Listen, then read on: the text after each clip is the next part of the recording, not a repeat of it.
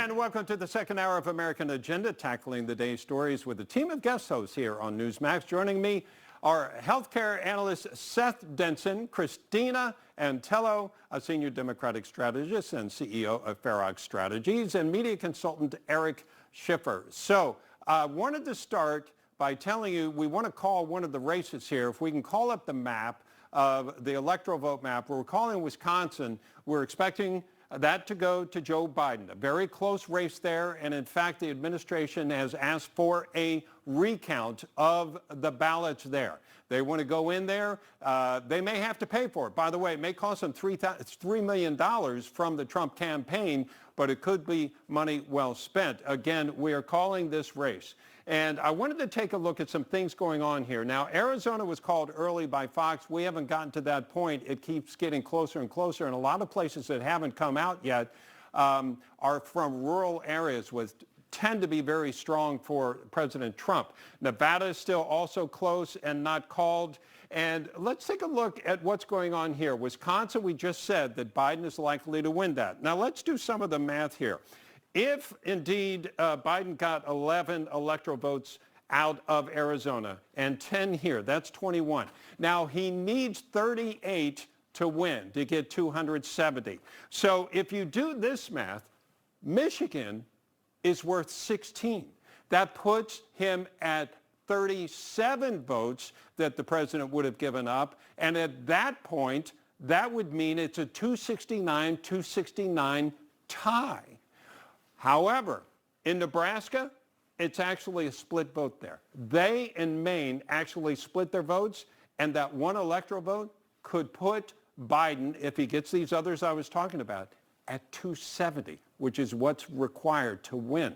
Then you have the question as far as will there be faithless electors? There were 7 of them in 2016. Those are people that as electors in the Electoral College don't actually vote for whom they're supposed to vote for, they vote for someone else. That's always a risk. So we know that Pennsylvania is still being counted.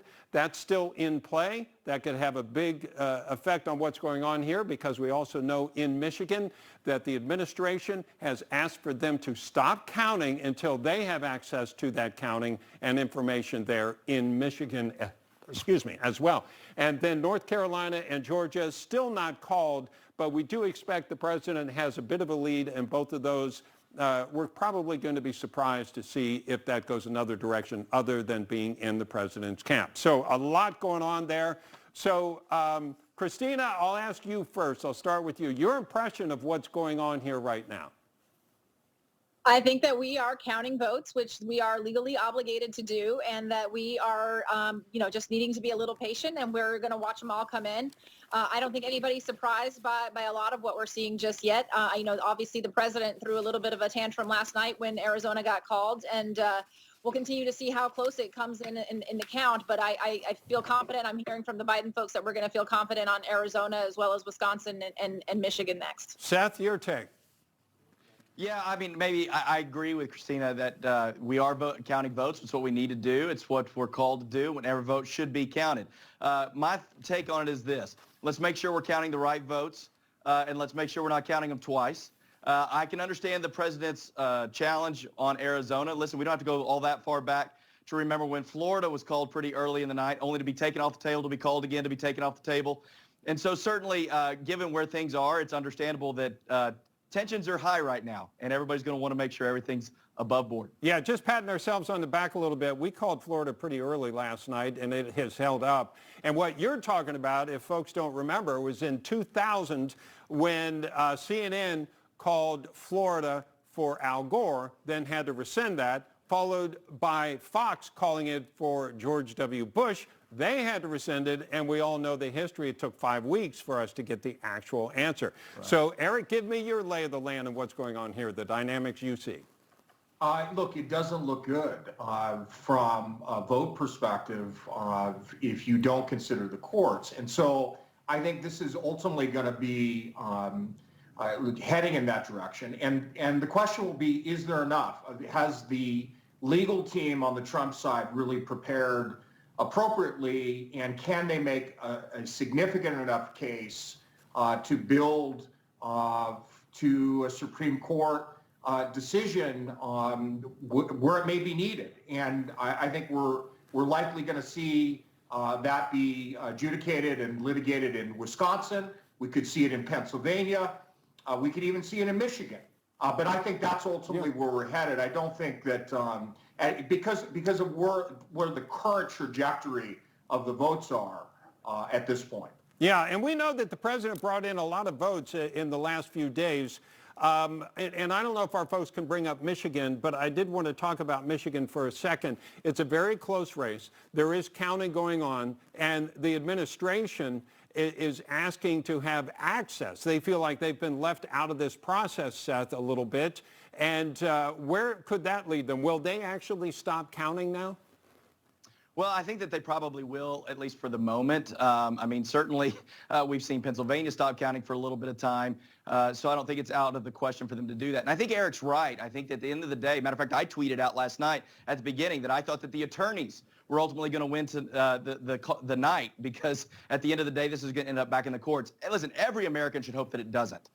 We should always hope that the count is the count and it works out. And I think that early on, I had the president winning Michigan.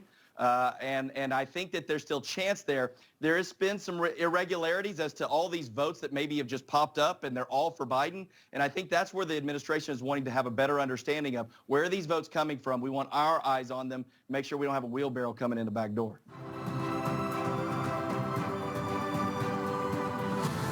Welcome back to American Agenda. We are about 18 minutes away from a campaign press conference from the Trump administration. We want to hear what they have to say. A lot going on right now with recounts, including we understand that Rudy Giuliani has announced that he's heading to Philadelphia with a legal team to try to take a look at what's going on there as far as the voting, whether there are any things that look suspicious. So we will be following all of that. Again, bottom of the hour, a press conference we are anticipating. Now, for months we've heard about this blue wave where open seats would be overwhelmingly filled by Democrats on Election Day.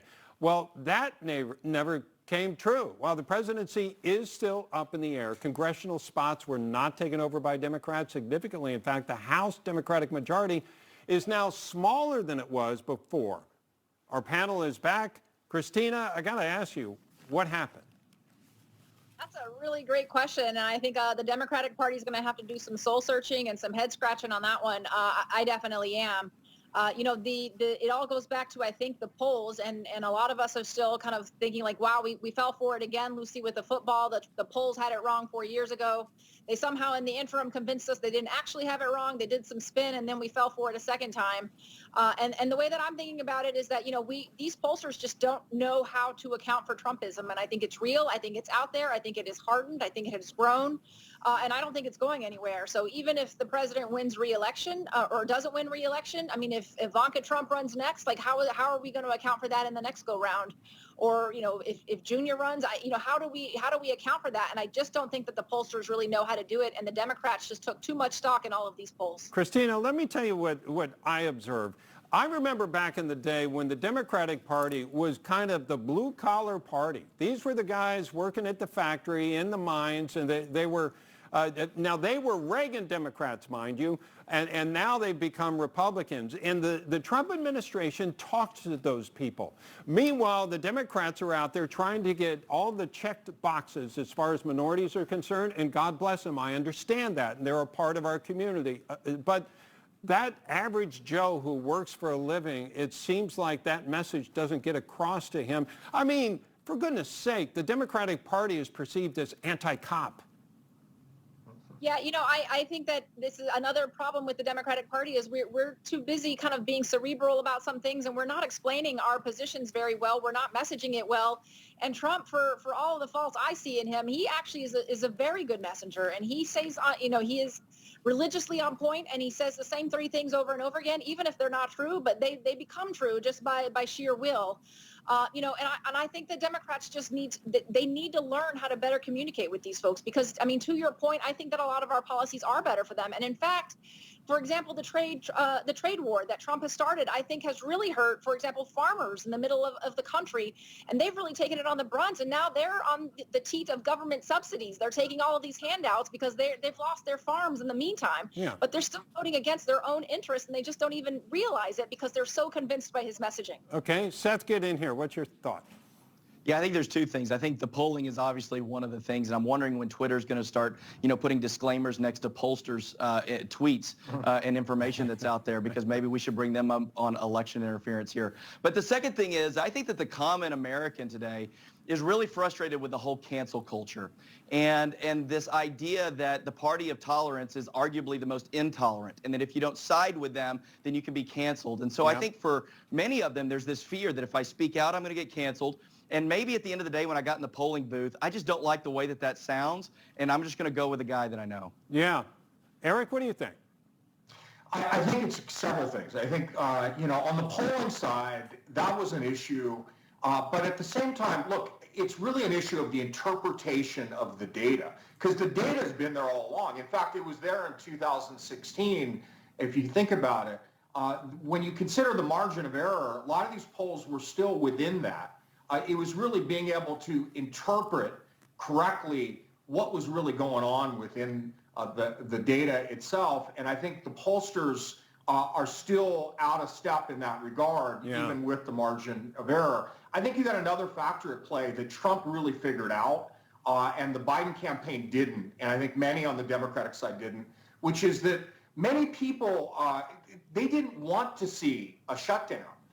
They wanted to be able to work. They recognized the risks that were involved, but they were willing to go with those risks because they wanted to support their family, and they certainly didn't want to be in a situation with an administration, the Biden administration, that was going to be such a big proponent of the most careful measures to protect people. And that really meant, hey, there may not be a job for me for weeks or months. And I may not be able to support my family. And I think people took that into consideration in a big way, much bigger than I think the Democrats considered. Eric, are you in a bunker? Because it's okay to come out now. No, okay. Absolutely not. Okay, I hear the reverberation of the voice there. Maybe you're in Biden's basement. I don't know where you are, but No, you can count on that one. Okay. All right.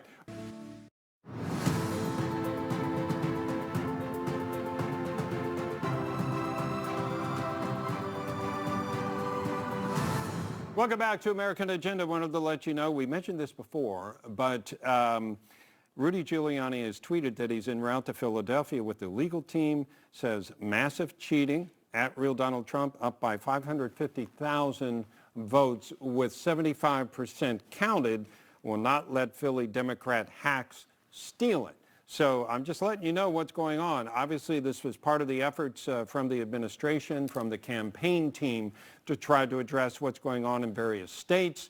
In Michigan, they filed suit to stop the counting until they get better access. They are asking for a recount in Wisconsin, and then this in Philadelphia. At the bottom of the hour, we expect to hear from the campaign itself. We will carry that. Now, with the president once again outperforming poll projections, the theory of the shy Trump voter has resurfaced, meaning the president has supporters who are afraid to openly say they are supporting him. But is there such a thing? Let's open it up to our crew here. Seth, is there such a thing as a shy Trump voter? Or, I'm not saying there's not, but sometimes I question whether in this day and age polling even works because we don't have landlines to answer like we used to. That last segment, which is, I think that there certainly is. I think there are those voters out there that are a little worried about making their voices known that they support Trump. I mean, listen, even here in Texas, we saw many people with senatorial or congressional signs in their yard for the Republican, but not a Trump-Pence sign in their yard. And I think that was part of it, of worried about what the blowback might be. So I think there is a shy voter there. But again, I think there's also that voter, though, that goes into this realizing, hey, is my life better today than it was 4 years ago? And I think for a lot of middle-class people, no matter how much they heard opposite from the mainstream media, outside of the current situation under coronavirus, they're going, yeah, and maybe I'd like to go back there. Yeah. Christina? I just don't get it. And I keep trying to wrap my head around it, but it just doesn't make any sense to me. Like these Trump voters that I'm aware of all have the T-shirt and the ball cap to go with it. They're darn proud of it. They have the flags flying outside of their pickup trucks as they try to run buses off the road.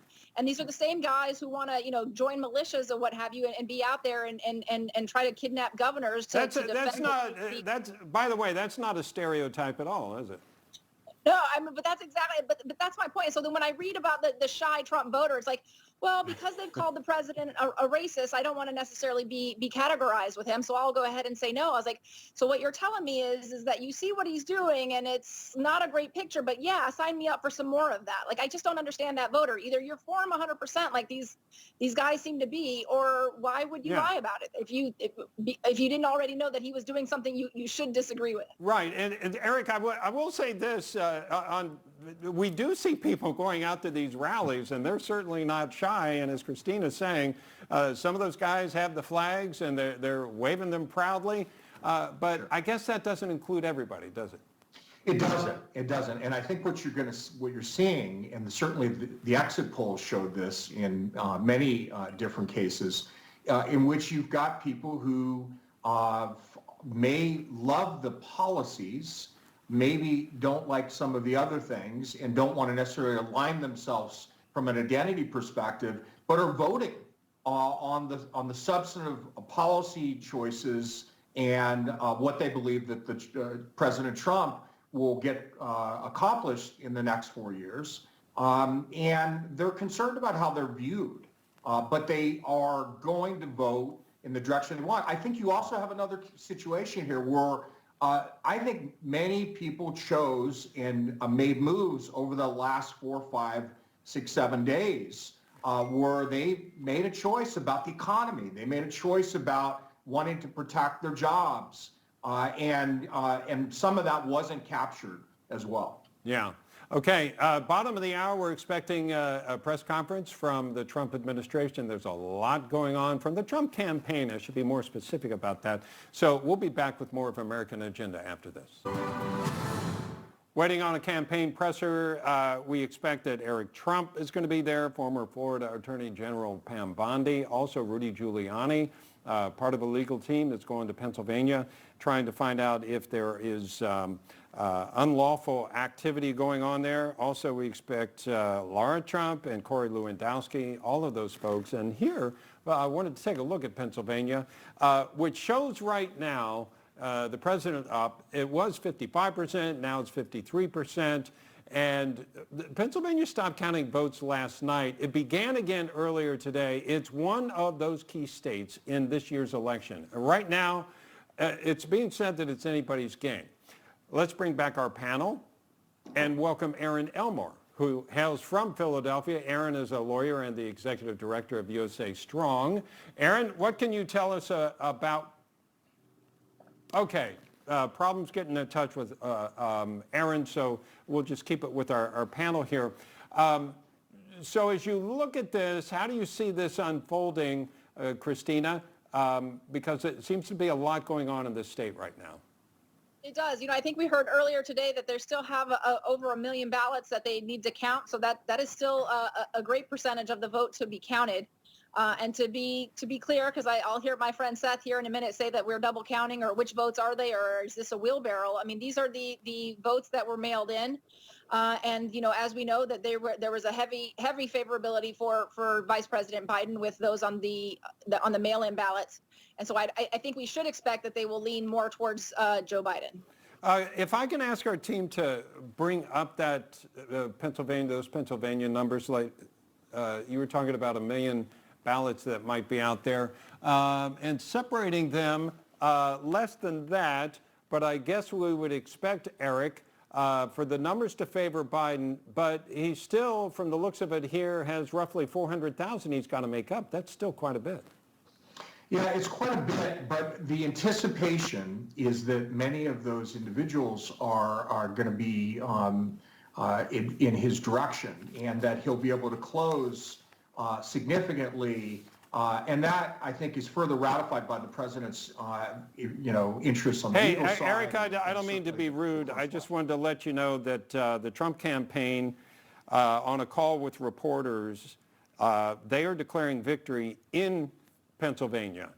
So as we were looking at those numbers, even as we're talking about there's certain number outstanding, they are saying that they have won Pennsylvania. Now, those of us who have been following the story along the way kind of expected this might be the direction they go. And we know that this is going to be a legal challenge.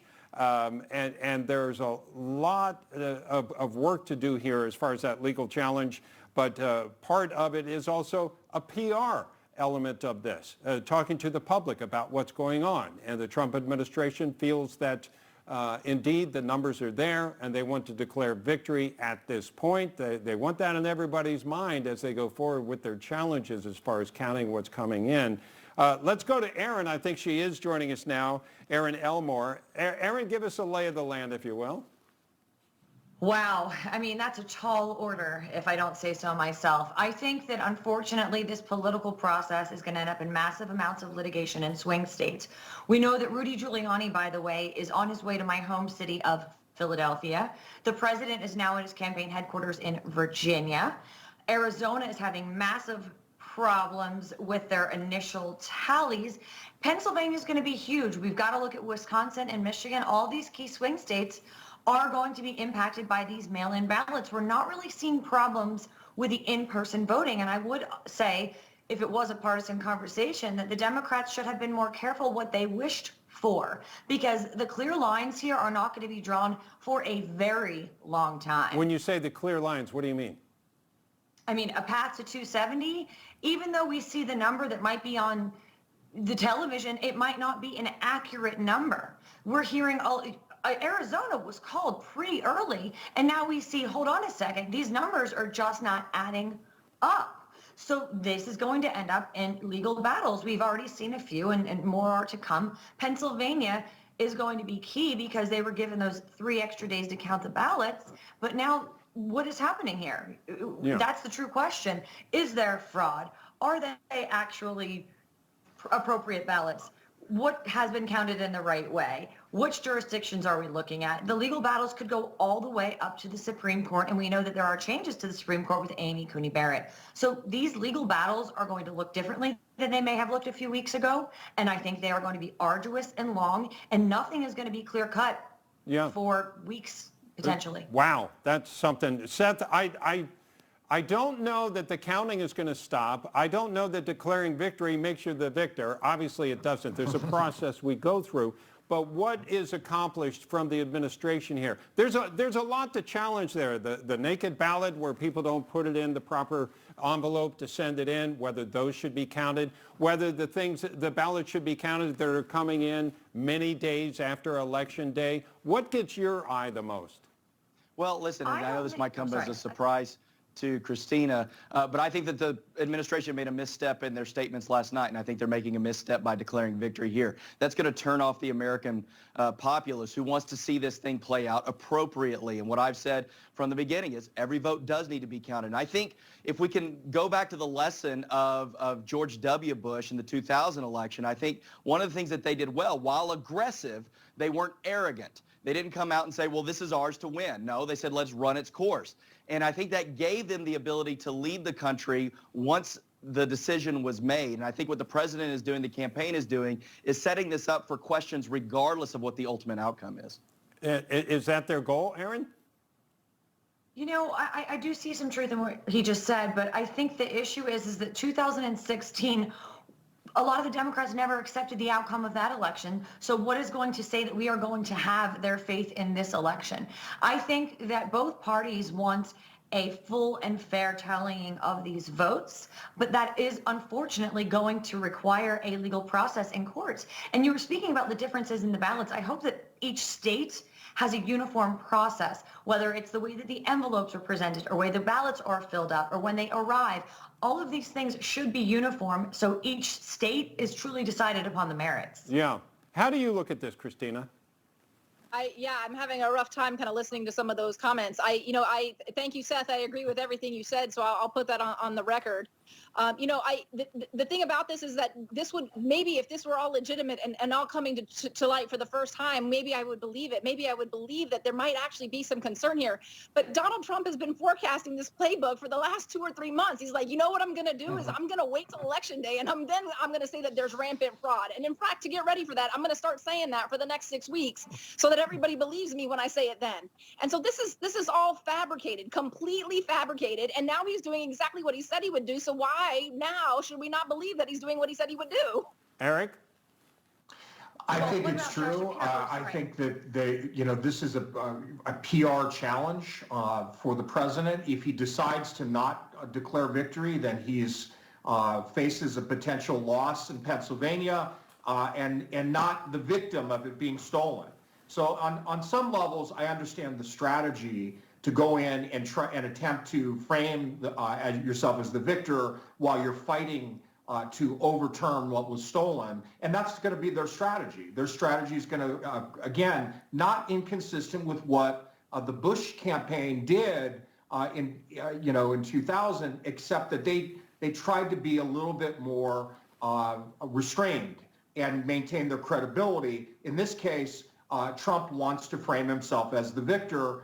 And I think both strategies can work, frankly. I think that the president has a path, if they can show enough malfeasance on the part of voters, to get this to the Supreme Court. Okay. And we know the numbers on the Supreme Court. Okay. Aaron, sorry, that was Eric, and I know that sounds that I should be more clear.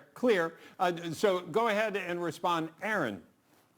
Yes, and my apologies to Eric. I am not one to interrupt. This modern day technology with which we are dealing makes things a little complicated. I do sincerely apologize for my lack of professionalism there. No. Having said all that, I do agree with Eric. There are several ways to skin this cat, and I think this is much more massive than Bush v. Gore, because that was just in Florida. We are facing potential litigious situations in myriad of states. So first it's going to have to go to the states, and then it's going to matriculate up to the Supreme Court of the United States. And by the way, the Supreme Court of the United States has the right to choose whether or not they hear these cases. So this outcome is not certain by any means.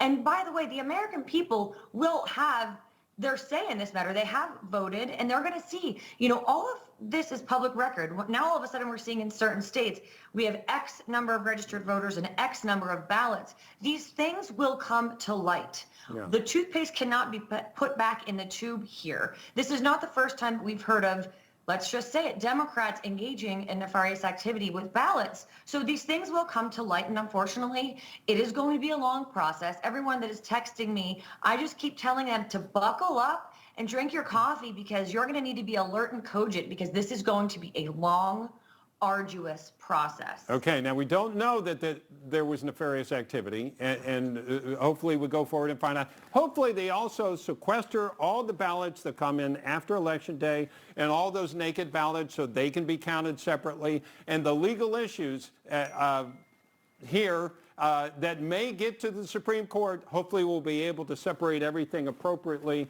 so we can count properly if they do need to rule on something. But again, we don't know exactly what's going on. There's some allegations. There's nothing clear yet, but we do want to follow it here on Newsmax and see how this unfolds. So Aaron, thank you for joining us and shedding light on what's going on.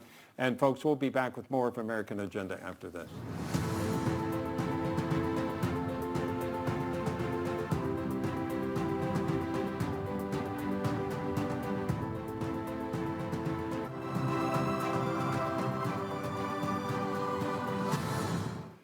Welcome back to American Agenda. The Trump campaign says that by Friday, it will be clear to the American people that the president and vice president have won 4 more years in the White House. They are declaring victory in Pennsylvania. Again, as you look at these numbers, and each time we look at them, they come down. Earlier, it was 55%, then 54, 53, 52. And there are, as I understand it, roughly 1 million ballots to be counted.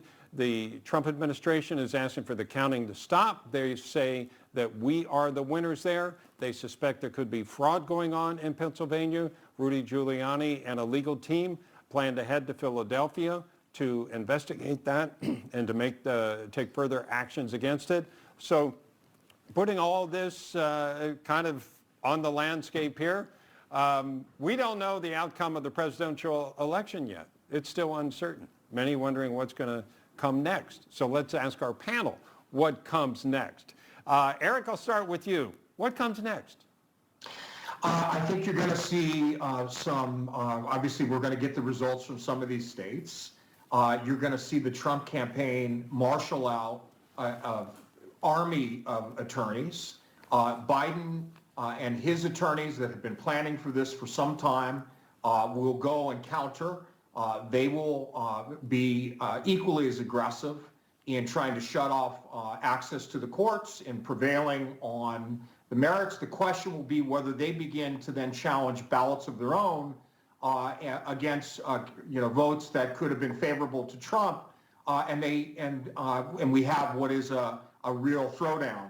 I think you could likely see that occur as well once they get underway. Perhaps not in the beginning, but they're likely to be equally as aggressive in that respect. Cristina, besides what's next, I'm kind of curious your take on the president declaring, we won in Pennsylvania. What's your response? You're on the left side of the aisle. How do you respond to this? It just makes me sick to my stomach because, again, he's been forecasting this playbook for 6 weeks, and here he is doing it, and everybody somehow believes him that he's got a valid leg to stand on here. And by the way, I mean, having Rudy Giuliani, Russian asset Rudy Giuliani lead up this team is kind of laughable to me, because how does he have any credibility to lead this fight as well? And I add to that kind of, the biggest example of this overly aggressive, arrogant, to use an earlier word from somebody else on the panel, kind of point of view here is, the litigation that the Trump team tried to have in Texas, which they ultimately won by 10 points. So now they don't care. But when they thought Texas was in play, they said, well, in Harris County, since there's a lot of black folks there, and now we don't like the structure that they have, we're going to try to get rid of 127,000 votes validly cast. And I was like, they just keep over and over tearing at their own credibility. I was like, because maybe I would believe some part of it if they had any kind of valid excuse to come up and say, well, this group of ballots looks invalid to me. If it were the first time, then maybe I would give them the benefit of the doubt. But they just keep coming at this over and over and over again. And it's just the boy who cried wolf, and I don't believe any part of it. You know, what's interesting to me, Seth, is the president might win the state if they just let the count go. So is he hurting himself by saying this? Because we've seen, now granted his lead is getting smaller, but he's certainly ahead. Yeah, he's certainly ahead. And I think what the president needs to be careful of, and Republicans need to be careful of, is get caught playing a game of checkers as opposed to playing a game of chess and thinking 5 moves ahead here. Let's be real. Based on the Republicans likely going to hold the Senate, that's all but a given, I think, at this point. Whoever wins this presidency, quite frankly, could be in jeopardy of being a lame duck president for at least 4 years. We have divided government. That's how our founders actually wanted it, so that pendulum wouldn't swing radically one way or the other.